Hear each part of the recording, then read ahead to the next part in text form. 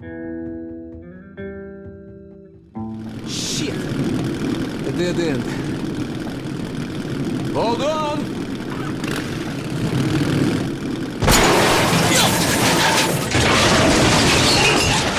Metro Last Light is a sequel to the cult hit Metro 2033, a game critically known as unique but flawed. It's also the first game to be released from the ashes of THQ, now published by Deep Silver. This game is no doubt dark, ambitious, and distinctly Eastern European, but does it all come together in a worthwhile gameplay experience? So what's the verdict on Last Light? Let's find out. Shit! Shit! What's going on here?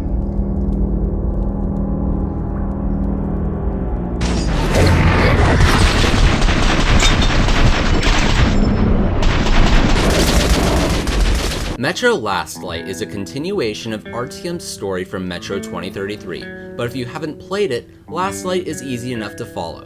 Set in a post-apocalyptic Moscow, civilization clings to life in the city's metro tunnels. Since the events of the first game, which had Artyom wipe out the race of beings known as the Dark Ones, he and the Rangers have set up in the military vault of D6. It turns out wholesale genocide may not have been a good idea after all, as the last Dark One could be the key to survival in the metro. Artyom's journey to find the last surviving Dark One takes him all across Moscow, where he runs into the warring factions, the Reich, essentially Nazis, and the Communist Red Line. Despite the fact Artyom is a silent protagonist, it's a good thing that he narrates his journey between levels, as you'll be more caught up in the dark and believable world than the narrative, but that's not necessarily a bad thing.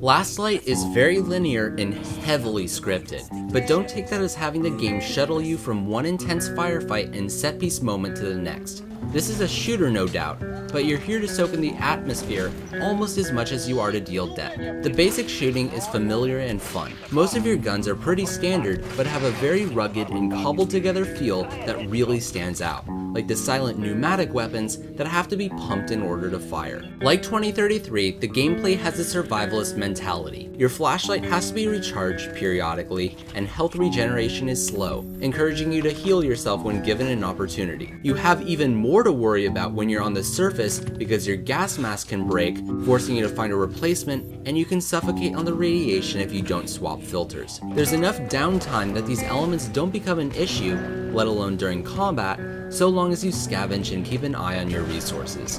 Despite all the things that seemingly hold you back, when playing on the normal difficulty, you have more than enough ammo to see yourself through most every situation. Having an upwards of 100 shotgun shells on backup doesn't exactly scream survival.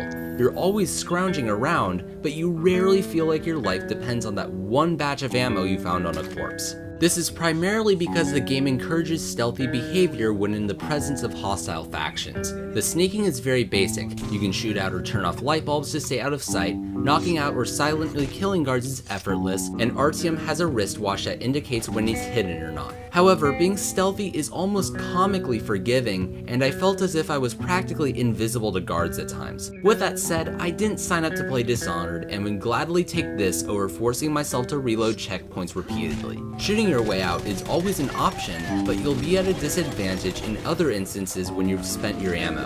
When it comes to the vicious mutated wildlife, shoot first and ask questions later.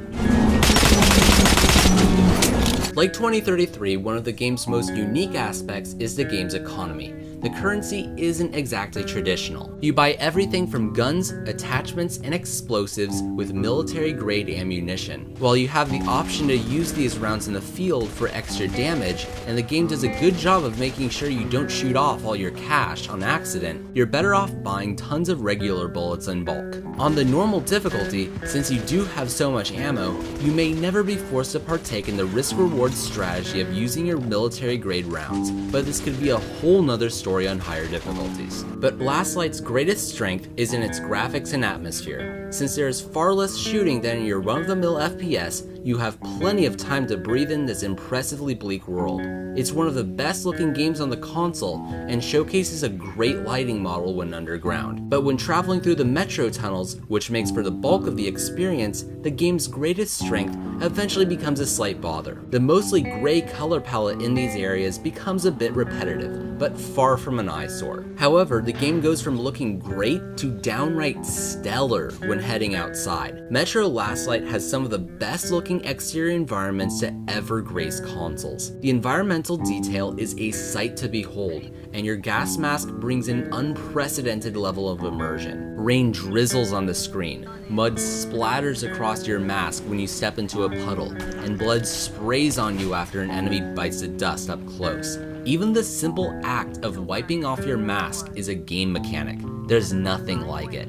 It's almost a shame more of the game doesn't take place outdoors. Some of the game takes place in the Metro's makeshift cities that show humanity hasn't lost hope. This will be your main opportunity to stock up on guns and ammunition, but it's fun to listen in on conversations and get an understanding of the world. Fans of Russian accents rejoice. So, I, as a good communist, which I am, will vouch for you. The presentation has some issues, lip syncing isn't always accurate, and fire effects could be better, but overall, the console version of Last Light is no slouch. Last Light is not a short game. There's no multiplayer, but that's probably for the best. 4A clearly put all of its resources into crafting an excellent 10-hour ride. There's reason to come back, like turning up the difficulty or even playing through the game with a Russian dub. Хватит пялиться на мою задницу, кролик. Не для тебя цвету. Possibly the best way to play is by turning on Ranger mode, and it's actually a great selling point for the game and provides for one of the most immersive video game experiences ever. The HUD is dramatically reduced, there's fewer resources around, you can only hold 2 guns instead of 3, and while enemies take less damage, so do you. One of the best parts about Ranger is that there are actually 2 versions, Ranger Normal and Ranger Hardcore. From my experience, Normal does an exceptional job of immersing the player without pushing the difficulty, making it a great option for those who want a cinematic experience, whereas Hardcore should do that and give experienced shooter players a true challenge. But either way, Ranger might not be the best option on your first playthrough. The only caveat is that Ranger is a download which will come with new copies of the game for a limited time. Otherwise, you'll have to pony up $5 for it. Paying for something that essentially amounts to a difficulty setting might be on the bizarre side for many, but no matter, Ranger mode is completely worth experiencing. Shit! You're right! Hold on, John, hold on! There you have it, sucker!